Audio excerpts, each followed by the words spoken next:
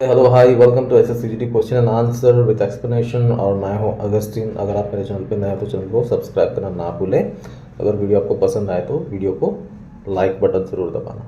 मैं आपको यहाँ पे बताता हूँ कि एग्जाम्स में कैसे प्रश्न आते हैं एंड उसका जवाब हम कैसे देंगे। और साथ ही साथ आज मैं आपको बताऊंगा अबाउट इकोनॉमिक्स की कैसे प्रश्न आएंगे शायद। तो मैं सोच रहा हूँ कि अब से थोड़ा बहुत economics and science and geography के बारे में सोचूं। ठीक है, तो आज हम देखेंगे अबाउट इकोनॉमिक्स। तो आज का पहला प्रश्न है कि what is the full form of NABARD. NABARD का पूर्ण रूप क्या है। विकल्प में दिए यहाँ पे national bank of agricultural and rural development and option B में दिया है national agricultural bank and rural department and option C में दिए हैं कि national agency for banking and rural development and option B में दिए है national agricultural bureau for rural development. ठीक है, तो इन चार विकल्प में से सही उत्तर क्या है वो हमें देखना है। तो इन चार विकल्प में से सही उत्तर है ऑप्शन ए। ठीक है, नाबार्ड का पूरा नाम है national bank for agriculture and rural development.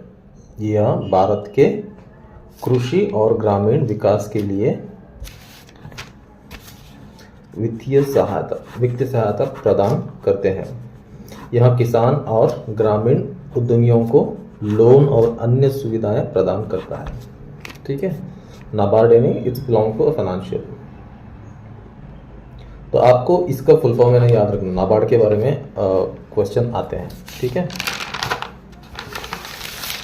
Question number 2, what is the main function of the planning commission.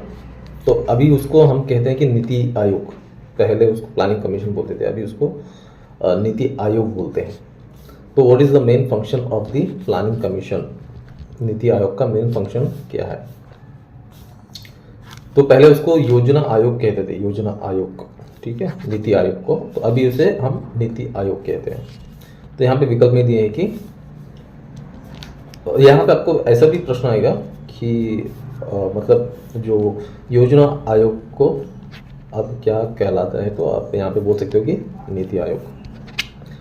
तो इस प्रश्न का विकल्प में देखेंगे तो to regulate the stock market. Option A में क्या दिया है, to regulate the stock market and option B में दिए हैं to formulate 5-year plan for economic development.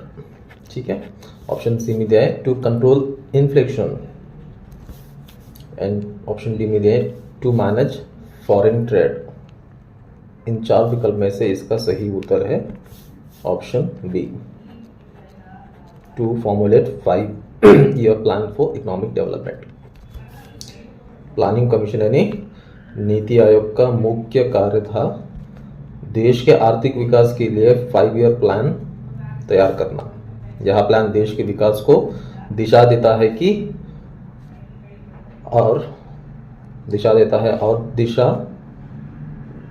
है और रिसोर्स का सही उपयोग सुनिश्चित करता है।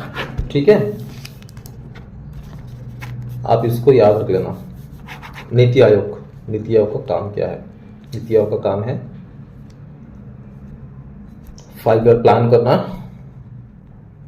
ठीक है, 5 years का प्लान तैयार करना और देश को दिशा के साथ रिसोर्स का सही उपयोग करना है। ठीक है, question number 3, what is the meaning of balance of payment. What is the meaning of balance payment. इसको इकोनॉमी में क्या कहा जाता है। What is the meaning of balance of payment. भुगतानों का संतुलन का क्या अर्थ है। ऑप्शन ए में दिया है differences between import and export of goods and option B में दिए हैं difference between a country a total export and total imports of goods and services and option B में दिया difference between government and resource and expenditure and option D में दिए हैं difference between savings and investments.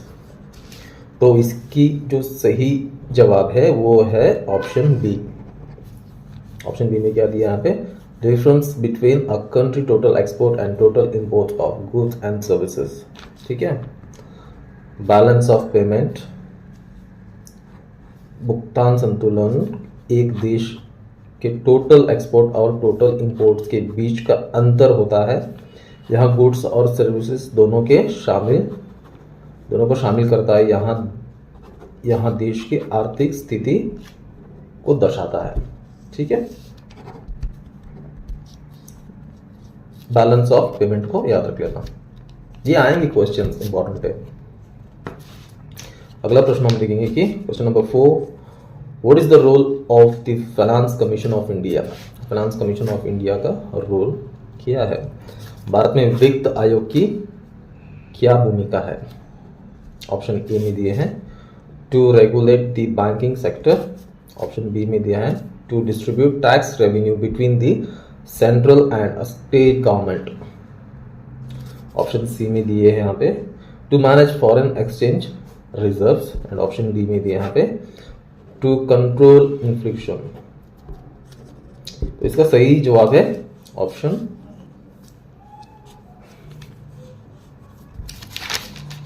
B. ठीक है, to distribute tax revenues between the central and state government. वित्त मंत्री का काम ये होता है ना कि जब बजट में आप देखते हो, जब लोकसभा की सदस्य देखते हो, तो वहाँ पे वित्त मंत्री क्या करते हैं, वहाँ पे बजट को सुनाते हैं तो एंड डिस्ट्रीब्यूट करते हैं। जो भी टैक्सेस हमसे कलेक्ट करते हैं, अलग अलग स्टेट से टैक्सेस कलेक्ट करेंगे, वो फिर सेंट्रल के पास जाएगा, फिर सेंट्रल क्या करेगा, वहाँ से उसको डिस्ट्रीब्यूट करेगा।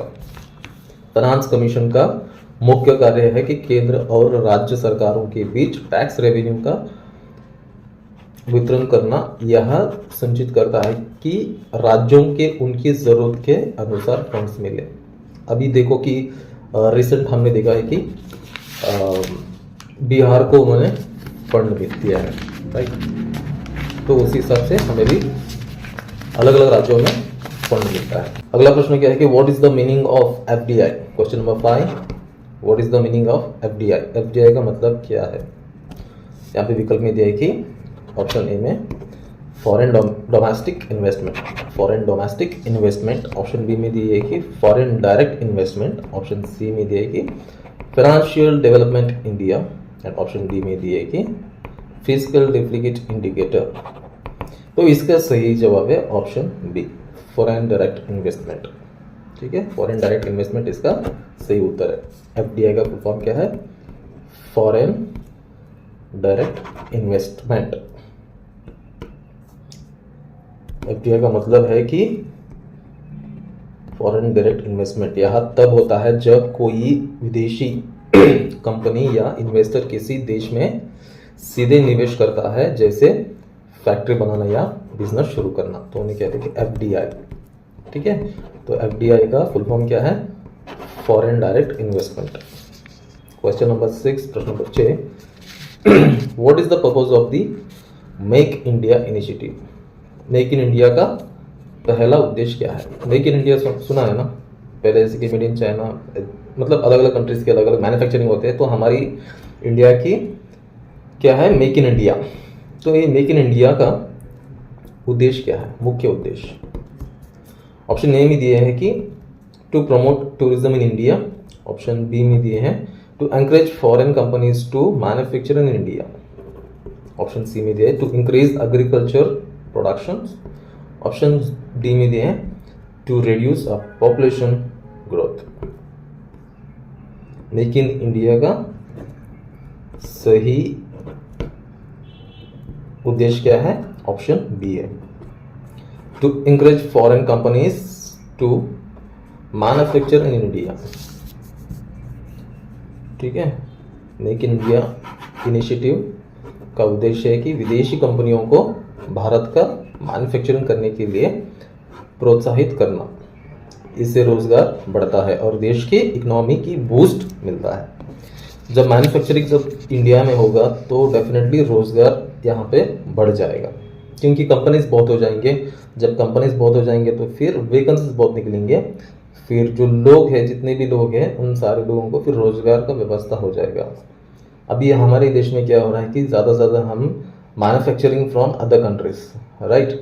अगर हम यहाँ पे अगर कुछ मैन्युफैक्चर करते हैं तो एग्जाम्पल के तौर पे अगर मैं यहाँ पे कुछ मैन्युफैक्चर कर रहा हूँ तो मैं सामान रॉ मटेरियल में कहाँ से मंगाऊंगा? अदर कंट्री से। फॉर एग्जांपल हम चाइना से मंगाते हैं क्योंकि वहाँ से हमें सस्ता पड़ता है, इवन जो इंपोर्ट हम वहाँ से करवाते हैं तो सस्ता होता है। तो ज़्यादातर दूसरे भी कोई भी देश है, विदेश वाले भी क्या करते हैं कि चाइना से ही ज़्यादातर मटेरियल्स वहाँ से वो लोग रॉ मटेरियल्स मंगा लेते हैं, फिर यहाँ पे उसे असेंबल करा जाता है। जो भी मोबाइल्स आप देखते हो सैमसंग वगैरह, उनके अंदर जब आप देखोगे तो मेड इन चाइना ही दिखेगा, बट असेंबल्ड यहाँ होता है। बट यहाँ पे जो बात हो रही है about make in India, make in India का उद्देश्य क्या है कि यहाँ पे हमारे हिंदुस्तान में यहीं पे मैन्युफैक्चर हो, यहीं पे मैन्युफैक्चर हो, मतलब रॉ मटेरियल्स यानी कि यहाँ पे असेंबल नहीं, यहीं पे फ्रॉम 0 to 100, ठीक है, शुरू से लेके अंत तक यहीं पे बनना है, तो उसे हम कहते हैं मेक इन इंडिया। तो उससे हमारा क्या होगा, रोजगार बढ़ेगा। तो ये उनका मेन उद्देश्य है। Question number 7, what is the meaning of monetary policy? मौद्रिक नीति का क्या अर्थ है? ऑप्शन ए में दिया है government policy related to taxation. Option B में दिया है कि central bank policy to control money supply and interest rates. Option C में दिए हैं कि policy to regulate foreign trade, and option D में दिया है कि policy to manage government expenditure. Monetary का सही उत्तर क्या है? Option B, central bank policy to control money supply and interest rates, ठीक है। मॉनेटरी पॉलिसी सेंट्रल बैंक जैसे आरबीआई द्वारा बनाई जाती है। आरबीआई का काम क्या है? मनी कंट्रोल करना, ठीक है। मनी सप्लाई जो होता है वो कंट्रोल करता है RBI, reserve bank of India, ठीक है। तो इसका उद्देश्य मनी सप्लाई और इंटरेस्ट रेट की कंट्रोल करना होता है ताकि इन्फ्लेशन को मैनेज किया जा सके और इकोनॉमिक ग्रोथ को बढ़ावा मिले। तो फाइनेंस में आरबीआई ऊपर आता है, ठीक है, सेंट्रल में रिजर्व बैंक ऑफ इंडिया, इसको याद रखना। And reserve bank of India का काम क्या है? मनी सप्लाई को कंट्रोल करना। एंड ये सारे जो है ये इंपॉर्टेंट है क्वेश्चंस, आप इसको रिवाइज कर लो, ठीक है, ये पूछे जाएंगे क्योंकि अभी हाल ही में बजट हुआ है, फिर अभी स्टेट वाइज बजट्स बैठेंगे, कर्नाटक में बजट बैठने वाला है, तो इन सारे सवाल है ना, जो प्रश्न है ये आएंगे, आज नहीं तो कल आएंगे, मगर आएंगे ज़रूर, आप इनको याद रख लेना। Question number 8, what is the main objective of प्रधानमंत्री फसल बीमा योजना? What is the main objective of प्रधानमंत्री फसल बीमा योजना? ठीक है, प्रधानमंत्री फसल बीमा योजना का मुख्य उद्देश्य क्या है? फसल बीमा सुना है, राइट? फसल बीमा, तो इसमें ऑप्शन में दिए हैं कि option A to provide health insurance to farmers, option B में दिया है कि to provide a crop insurance to a farmers, option C में दिया है to provide education to farmers children, option D में दिया है to provide housing to a farmers. तो इसमें जो सही जवाब है, आप पहले प्रश्न में समझो तो आपको फिर समझ आएगा, क्योंकि अभी यहाँ पे फसल की बात की तो हम फसल नहीं, हम डायरेक्टली जाएंगे ग्रोथ पर। हम बोलते हैं कि अगर हमने कहीं ऑफिस में भी काम कर दिया, जो सैलरी है हम उसे भी फसल कहते हैं, राइट? तो आप फसल, जब फार्मर एंड फसल आता है तो डेफिनेटली वहाँ फार्मर की बात हो रही है। तो इसका सही उत्तर है option B, to provide crop insurance to a farmers, ठीक है। प्रधानमंत्री फसल बीमा योजना का मुख्य उद्देश्य है कि किसानों को फसल बीमा यानी क्रॉप इंश्योरेंस प्रदान करे। इससे किसानों को प्रकृति आपदाओं से, यानी कि जैसे कि बाढ़, सूखा, ये सब होता है ना, तो फिर वो फार्मर्स को फिर बाद में किसान को क्या होगा, नुकसान हो जाएगा। तो इन नुकसानों से उनको बचाने के लिए ये योजना है।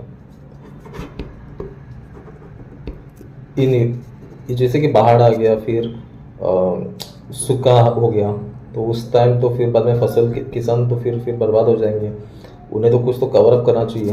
तो इसीलिए क्रॉप इंश्योरेंस उनके लिए बनाया गया है। Question number 9, what is the meaning of per capita income. Per capita income, अगर आप डिबेट शोज देखते हो, डिबेट शोज यानी कि पॉलिटिकल डिबेट शोज, तो वहाँ पे इसके बारे में चर्चा होती है, पर कैपिटा इनकम। ठीक है, और एक क्वेश्चन था, हाँ नेक्स्ट टाइप का क्वेश्चन, उसके बारे में चर्चा होती है, सीएजी। ठीक है, सीएजी के बारे में चर्चा होता है, पर कैपिटा इनकम के बारे में चर्चा होता है। तो ये आपको जानना ज़रूरी है। जब आप यहाँ भी देखो, कभी कभी आप गुड हेल्थी डिबेट शोज देखो पॉलिटिकल्स के, तो आपको समझ आएगा कि इकोनॉमिक का क्या हाल है। तो क्वेश्चन नंबर 9 में क्या है कि what is the meaning of per capita income. ठीक है, प्रति व्यक्ति आय का अर्थ क्या है। ऑप्शन ए में दिया है total income of a country, option B में दिया है कि average income earn per person in a country, and option C में दिए हैं कि total savings of a country, and option D में दिया कि total expenditure of a country. तो इन चार विकल्प में से सही उत्तर है option B, average income earn a per person in a country. Average income earn per person in a country का मतलब है per capita income. Per capita income का मतलब है किसी देश की कुल आय को उसकी जनसंख्या की विभाजित करना। यह दर्शाता है कि देश में प्रति व्यक्ति औसत आय कितनी है। ठीक है, तो इसे कहता है कि पर कैपिटा इनकम। आप ध्यान से इसको पढ़ लो, फिर रिवाइज कर लो। Question number 10, what is the role of the controller and auditor general, CAG. CAG आपने सुना ही होगा ना, सीएजी जो अभी मैं बोल रहा था। आप डिबेट शो में देखोगे कि बोलेंगे कि सीएजी रिपोर्ट क्या कहता है, सीएजी रिपोर्ट लाओ, यही है CAG report, controller auditor general. अगर आपको फुल फॉर्म पूछा जाए तो आप इसका जवाब ये दे देना। ठीक है, so what is the role of controller and auditor general in India. इसके ऑप्शन में दिए हैं यहाँ पे, to regulate the stock market, and option B में दिया कि to audit government and accounts and ensure the transparency. Option C में दिया to manage foreign exchange reserves, and option D में दिया कि टू कंट्रोल इन्फ्लेशन। इसका सही जवाब है option B, to audit government accounts and ensure a transparency. यहाँ पे ट्रांसपेरेंसी करते हैं ऑडिटर्स, तो इसीलिए सीएजी रिपोर्ट मांगा जाता है। ठीक है, इसलिए बहुत लोग इस पर डिपेंड रहते हैं सीएजी रिपोर्ट पर, कि सीएजी रिपोर्ट क्या कहता है, क्योंकि वो ट्रांसपेरेंसी है। तो इसका जो मुख्य कार्य है यही है, to audit a government accounts and ensure a transparency. और सीएजी का फुल फॉर्म आपको मैंने बता दिया, कंट्रोलर एंड ऑडिटर जनरल। तो आप इन चीज़ों को याद रख लो। ठीक है, तो सीएजी का मुख्य कार्य क्या है। मुख्य कार्य है सरकारी खाते का ऑडिट करना और पारदर्शी ट्रांसपेरेंसी संचित करना। यहाँ सरकारी फंड्स के सही उपयोग की संचित करता है। ठीक है, तो आप इन जो प्रश्न में दिया हो यहाँ पे एंड उसके जो आंसर्स जो आपको मैंने बताया है, आप इनको एक बार देखो, फिर एक बार देख लो, 2 बार देख लो। मैं आपको ज़्यादा बार देखने के लिए नहीं बोलूँगा। जब आप देखोगे तो विजुअली जब आप देखोगे, उसको अंडरस्टैंड करोगे, फिर आपको शायद आपके जहन में उतर जाए, या फिर आप एक बार देख लो एंड इसके जो क्वेश्चन है इसको आप नोट डाउन कर लो, फिर अगेन आप रिवाइज भी कर सकते हो। जैसे आपको करना है आप कर सकते हो, बट ये इम्पॉर्टेंट क्वेश्चन है, इनको आप पढ़ना समझना बहुत ज़रूरी है। ठीक है, एंड ये जो वीडियोस जो हम बनाते हैं, it's not only for the assessee GD for exams के लिए, ये सभी के लिए कि आपको देश के बारे में आपको जानकारी रखनी है कि हमारे देश में क्या चल रहा है, कैसा हो रहा है। ऐसा नहीं है कि हमें नहीं पड़ी है, लाइक कुछ भी चलता रहे, चलने दो, ऐसा नहीं है। इस देश में जो रहता है हर व्यक्ति की जिम्मेदारी है कि अपने देश की जानकारी रखे। जब एक इंसान से ही पूरी देश बनती है, ऐसा नहीं कि बस 50 लोग हैं और देख रहे हैं हमारा क्या काम, नहीं, आपका भी बहुत महत्व है। जब आप हो तो you are very important to this country. ऐसा नहीं है कि आप इसमें आपका कुछ रोल नहीं है, आपकी भी जिम्मेदारी बनती है। तो आपको जानना ये बहुत ज़रूरी होता है कि हमारे देश में क्या चल रहा है। हम ये नहीं कहते कि बस हमारे चैनल पर आके आप ये सब कुछ जानकारी ले लो। हम आपसे कहते हैं कि आपको जहाँ भी नॉलेज मिलता है आप गेन करना, बट नॉलेज गेन करना ये बहुत ज़रूरी है इंसान को, ठीक है। भले कुछ भी हो, कैसा भी नॉलेज हो, आपको गेन करना है, देन आपको वहाँ से आपको क्लैरिफाई करके लेना कि क्या सही है क्या गलत है। So thank you so much, मिलता हूँ फिर अगले वीडियो में।